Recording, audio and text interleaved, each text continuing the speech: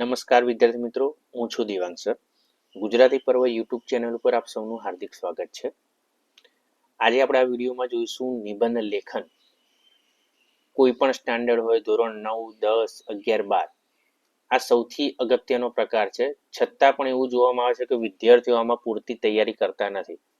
મોટાભાગે માનસિકતા એવી હોય મૌલિક લેખન કે નિબંધમાં શું તૈયારી કરવાની, નિબંધમાં તો ગમે તે લખી દો તો ચાલ. પણ નિબંધમાં ગમે તે લખી દો એ ચાલે નહીં. આ પણ આપણા સાહિત્યનો એક પ્રકાર છે. સારી રીતે લખો તો સારા ગુણ મેળવી શકાય.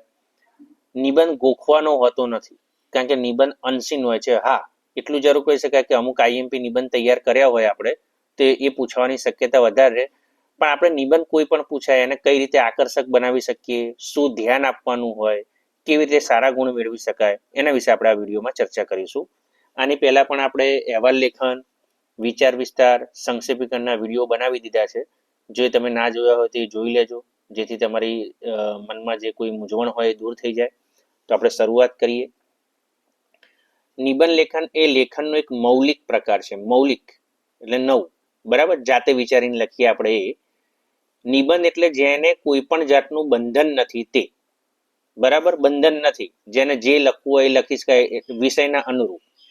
એટલે કે પોતાની કલ્પના અનુસાર વિષયને અનુરૂપ તેમાં વર્ણન કરી શકાય. એટલા માટે મેં અહીંયા શબ્દ લખ્યો છે કલ્પના અનુસાર વિષયને અનુરૂપ.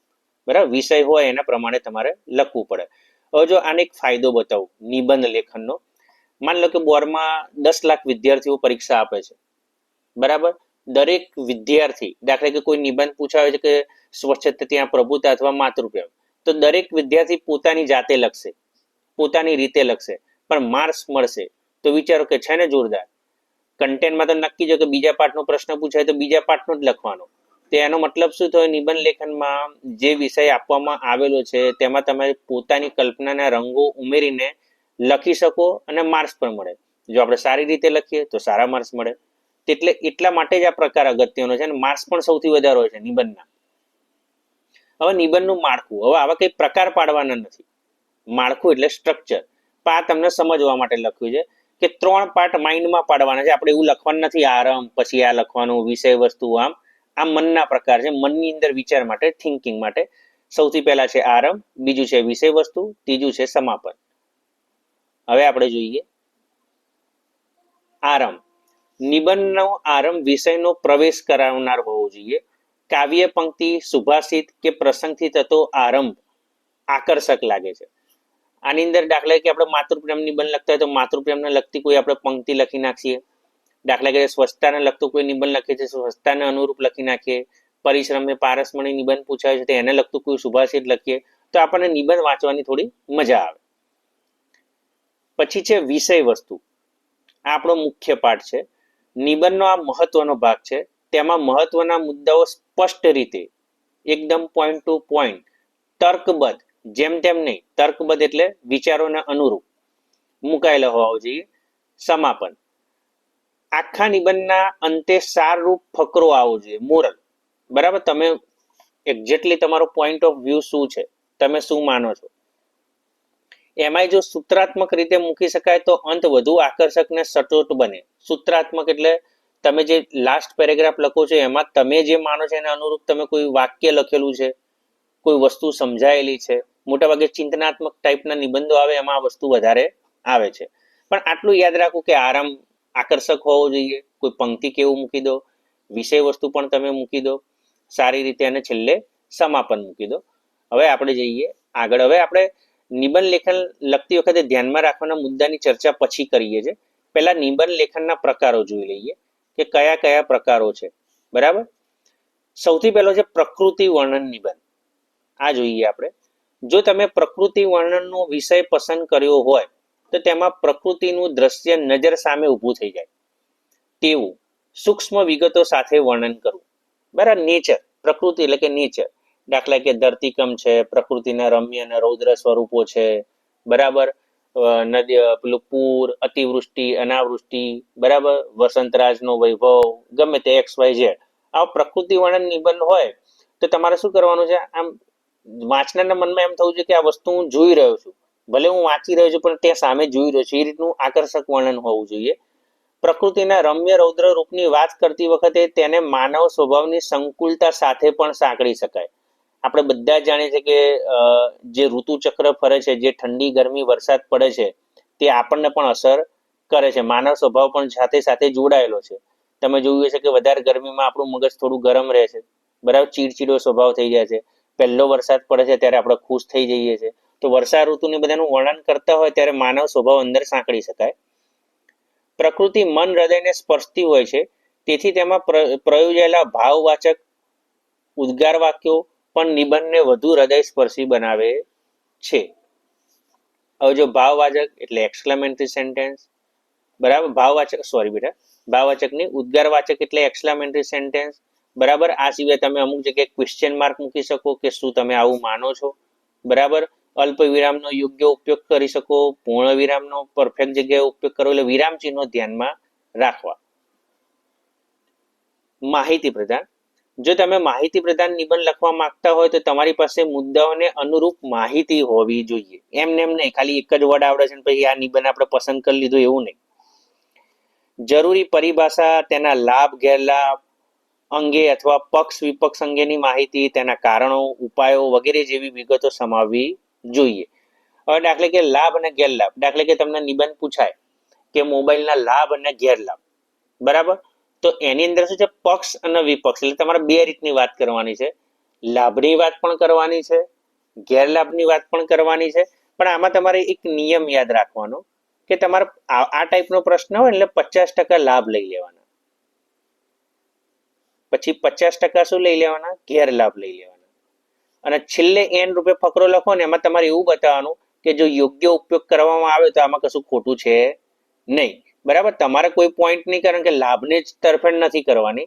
લાસ્ટ પેરેગ્રાફમાં તમે શું કરશો, વાચકના મન ઉપર આપણે છોડી દઈએ છીએ કે તમારે કઈ રીતે વર્તન કરવું. દાખલા કે આખી રામાયણ જુઓ તો ક્યાંય એવું લખ્યું નથી કે તમારે રામ ભગવાન જેવું જ વર્તન કરવું. આપણે રામાયણ જોઈને ખબર પડી જાય કે રામ ભગવાન મર્યાદા પુરુષોત્તમ હતા, રાવણ અહંકારી હતો, તો આપણે રામ ભગવાન જેવા બનવું જોઈએ. ત્રીજું છે ઘટના પ્રધાન નિબંધ. જો તમે ઘટના પ્રધાન નિબંધ લખવા માંગતા હોય તો તે ઘટનાનું તમારે મન શું મહત્વ છે, બરાબર, શું વિચારો છો તમે, વ્યક્તિગત અથવા સામાજિક સંદર્ભોમાં એ ઘટના વિશેષ છે, આમ ઇફેક્ટ કરે છે મોટા માસ કોમ્યુનિકેશનને. તમારા મનમાં રોપાયેલી ઘટના વાંચનારના મનમાં રોપાય તેવું વર્ણન ઘટના પ્રધાન નિબંધને આસ્વાદ બનાવે છે. એટલે તમે જે વિચારો છે સામેવાળાના મગજમાં ઉતારવા માંગો છો, તો આ ટાઈપના નિબંધનો જો કોઈ ટોપિક પૂછાયો હોય તો તમારે એ રીતે લખવાનો આવે. પછી 4 નંબર છે ચિંતનાત્મક નિબંધ. જો ચિંતનાત્મક નિબંધ લખવો હોય તો શીર્ષકના શબ્દોને ખોલીને ઉદાહરણ દ્રષ્ટાંત દ્વારા તેની પરિભાષાને સ્પષ્ટ કરીને તાર્કિક ક્રમિકતાથી બધી વિગતો ચુસ્ત રીતે મુકાવી જોઈએ. હવે જો આજે અઘરા વર્ડ છે એને તમને ઈઝી બનાવી દઉં. ચિંતનાત્મક નિબંધ એટલે પહેલા શું, દાખલા કે પરિશ્રમ એ જ પારસમણી, બરાબર. તો આ બધા કે ચિંતન, આદર્શ વિદ્યાર્થી, આદર્શ શાળામાં આજના યુવાનોને થયું છે શું, તો આ બધા ચિંતનાત્મક નિબંધ થયા, થિંકિંગ વાળા. તો આની અંદર તમારે શું કરવાનું છે, આવા ટાઈપના નિબંધ પૂછાયો હોય તો તેને અનુરૂપ તમારે દ્રષ્ટાંતો આપવા પડશે, ઉદાહરણ આપવા પડશે, એટલે કે એક્ઝામ્પલ.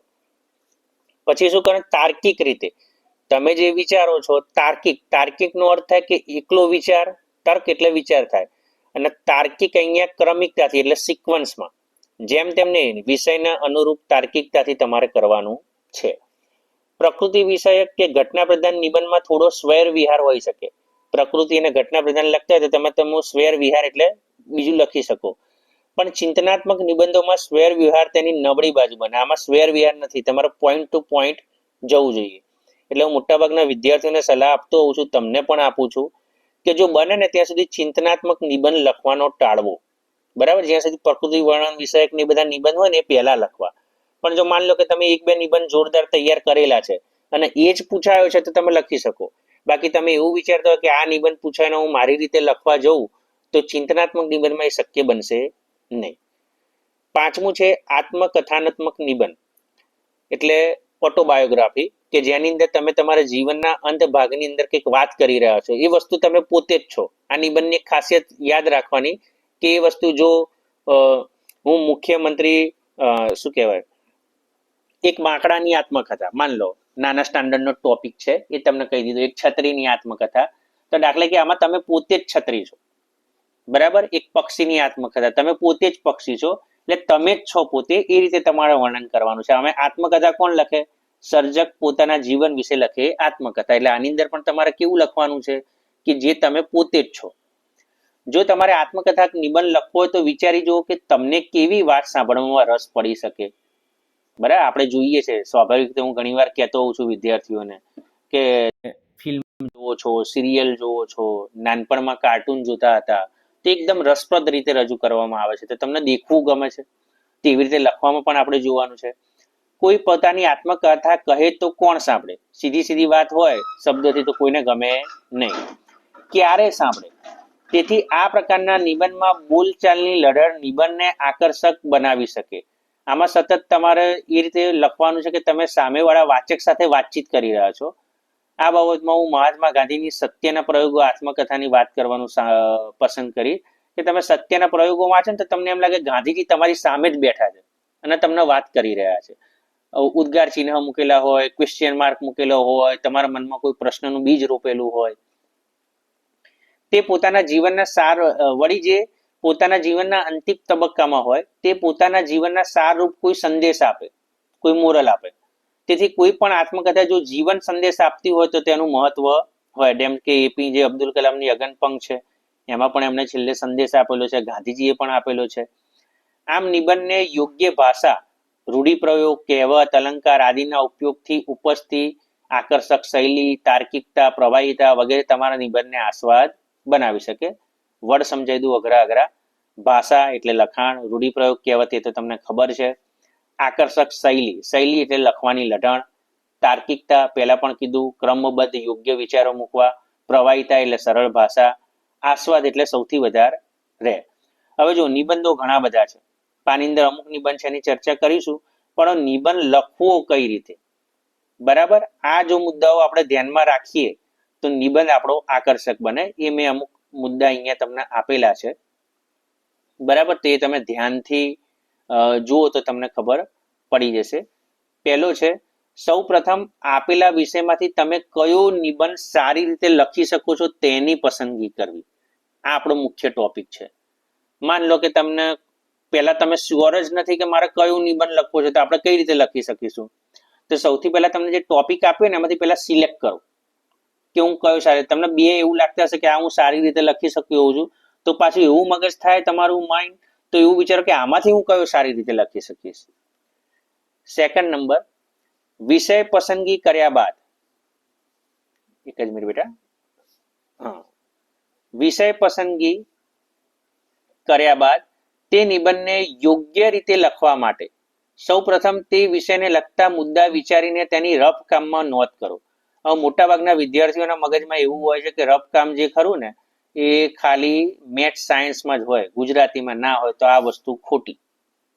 બરાબર, તમને કોઈ મુદ્દા યાદ આવે છે, એક રફ પેજ લઈ લો, સપ્લિમેન્ટરીનું લાસ્ટ પેજ, ત્યાં હેડિંગ મારી દો ઉપર અને નોંધ કરો મુદ્દા કે હું આ મુદ્દા ઉપર લખીશ. આમ તો ટોપિક તમને આપેલો હોય છે પણ જાતે મનમાં પાડો એ મજા આવે. નિબંધને 3 નંબર, નિબંધને આકર્ષક બનાવવા માટે તેમાં કાવ્ય પંક્તિ, વિચાર વિસ્તારની પંક્તિ, સુભાષિત, અલંકાર, છંદ પંક્તિ વગેરેનો ઉપયોગ કરી શકાય. પહેલા પણ આપણે વાત કરી ને કે માતૃપ્રેમનો નિબંધ હોય તો તેને લગતી પંક્તિ લખો, પરિશ્રમ હોય તો તેને લગતી લખો. 4 નંબર, પોતાના વિચારોને યોગ્ય રીતે રજૂ કરવા માટે તેમાં કહેવતો, રૂઢિપ્રયોગ વગેરેનો પણ વિષયને અનુરૂપ ઉપયોગ કરી શકાય. જો અહીંયા મેં શબ્દ પ્રયોગ કર્યો છે વિષયને અનુરૂપ, એટલે એને બંધ બેસતી હોવી જોઈએ, તે તમે ઉપયોગ કરો. આ સૌથી અગત્યનો પોઈન્ટ છે આપણો 5 નંબરનો. જો નિબંધ લેખનમાં જોડણીનું ખૂબ મહત્વ છે. આમ તો આખા ગુજરાતી પેપરમાં જોડણીનું મહત્વ છે, પણ નિબંધ લેખનમાં જે મૌલિક લેખન લખતા હોય તમે એમાં ખાસ ધ્યાન રાખો. તેથી તેનું ખાસ ધ્યાન રાખો. હવે જોઈએ આગળ. 6 નંબર, નિબંધ સુંદર અક્ષરોમાં સુવાચ્ય રીતે લખાયો હોય તે અપેક્ષિત છે. સુવાચ્ય એટલે વાંચી શકાય, બરાબર, સારા અક્ષરો હોવા જોઈએ. પછી 7 નંબર છે, કોઈ પણ નિબંધ લખો તો તે વિષયને અનુરૂપ, હું વારે ઘડીએ એક શબ્દ વાપરું છું અનુરૂપ, એટલે એના રિલેટેડ ભાષા, વાક્યો, વિગતો વગેરે યોગ્ય રીતે લખાવી જોઈએ. 8 નંબર, નિબંધ લખતી વખતે વિષયાંતર ન થવું જોઈએ, એટલે કે મૂળ વિષયને બદલે અન્ય વિષયનું વર્ણન થવું જોઈએ નહીં. મોટા ભાગના વિદ્યાર્થીઓ જે ભૂલ કરતા હોય છે આમાં જ કરતા હોય છે. બરાબર. જો વિષયાંતરનો અર્થ થાય મૂળ વિષયથી બીજા વિષયમાં જતા રહેવું. દાખલા તરીકે નિબંધ પૂછાયો હોય દિવાળી, તો હવે તમે દિવાળીની વાત કરતા પહેલા શરૂઆત તમે રક્ષાબંધનથી કરી, જન્માષ્ટમીથી કરી, બધું કરતા કરતા પછી દિવાળી આયા, તે વસ્તુ ખોટું. આપણે શું છે કે દિવાળીની વાત કરતા એ તહેવારો વિશે તમે થોડુંક 4-5 લીટીમાં લખી શકો, પણ એના વિશે મોટા મોટા પેરેગ્રાફ ના લઈ શકો. એટલે જે વિષય લખવાનો છે એના અનુરૂપ જ લખાણવું જોઈએ, પછી બીજો વિષય ના આવી જવો જોઈએ. દાખલા કે અતિવૃષ્ટિ વિશે લખો છો એટલે વધારે વરસાદ, તો પછી એમાં અનાવૃષ્ટિ ના આવી જોઈએ, એટલે કે દુકાળની વાત. ક્લિયર બેટા? અહીંયા આ ખાસ ધ્યાન રાખજો. પછી છે 9 નંબર, આ તમારા માટે ખાસ મેં અલગથી મુદ્દો પાડીને લખ્યો છે, એ જરા ધ્યાન આપજો. જ્યારે આપેલ નિબંધમાં 2 મુદ્દા હોય અને અંતમાં પ્રશ્ન ચિહ્ન કે ઉદ્ગાર ચિહ્ન હોય ત્યારે બંને બાબતોનું 50% નિરૂપણ કરવું અને અંતમાં તેના યોગ્ય ઉપયોગનો સાર લખવું. મેં પહેલા પણ વાત કરી કે મોબાઈલના લાભ અને ગેરલાભ. બરાબર. માન લો કે એવો ટોપિક પૂછાયો છે, મોબાઈલના લાભ અને ગેરલાભ. બરાબર. આજે તમને એકદમ ઈઝી ભાષામાં લખ્યું કે અંતમાં શું હશે કે ક્વેશ્ચન માર્ક હોય કાં તો ઉદ્ગાર ચિહ્ન હોય, તો તમારે સમજવાનું છે કે 2 મુદ્દા આપેલા છે અને આવું ચિહ્ન છે, તમારે 2 વિશે વાત કરવાની છે, તો 50% નિરૂપણ કરવાનું 2નું. અને છેલ્લે એનો યોગ્ય ઉપયોગનો સાર. દાખલા કે આપણે તમારે છેલ્લે એવી સલાહ નથી આપવાની કે મોબાઈલ છોડી જ દેવો છે કે ટેલિવિઝન છોડી જ દેવું છે. દાખલા કે સાયન્સના લાભ અને ગેરલાભ પણ છે, તો તમારે શું કરવાનું છે કે જો યોગ્ય રીતે ઉપયોગ કરવામાં આવે તો બધું આપણું સારું જ છે, એ રીતે તમારે લખવાનું છે. અહીંયા મેં એક્ઝામ્પલ આપેલું છે. જો દાખલા તરીકે વિજ્ઞાનના લાભ અને ગેરલાભ, તો 50% લાભ લખો, 50% ગેરલાભ લખો અને અંતમાં યોગ્ય ઉપયોગની સલાહ આપી દો. 10 નંબર, નિબંધને રસપૂર્ણ અને ભાવાભાઈ શૈલીમાં લખાયેલો છે તો આકર્ષક બનશે ને ગુણ પણ વધારે મળશે. મેં પહેલા પણ કીધું કે સારી રીતે લખાયેલો હોય તો તમારી ઇમ્પ્રેશન સારી પડે, ઇમ્પ્રેશન સારી પડે તો માર્ક્સમાં કન્વર્ટ 100% થશે. આ અગત્યનું છે, આ ધ્યાન રાખો. નિબંધ લેખન 6 કે 7 ફકરામાં હોવું જોઈએ. બરાબર. કેટલા પેરેગ્રાફ તમે પાડો. નિબંધ લેખનમાં પ્રથમ ફકરો અને અંતિમ ફકરો 4 કે 5 લીટીથી વધારે ના હોવો જોઈએ. જો આ સ્પેસિફાય કરીને મેં તમને કીધું છે. ઘણા લોકો પહેલો જ ફકરો 15-20 લીટીનો લખી નાખે, એવું હોતું નથી. પહેલો વિષય પ્રવેશ હોય અને વિષય પ્રવેશ હંમેશા શોર્ટ જ હોય અને અંતિમ ભાગ પણ હંમેશા શોર્ટ જ હોય. જે વિસ્તાર કરવાનો હોય વચ્ચેના ભાગમાં જ હોય.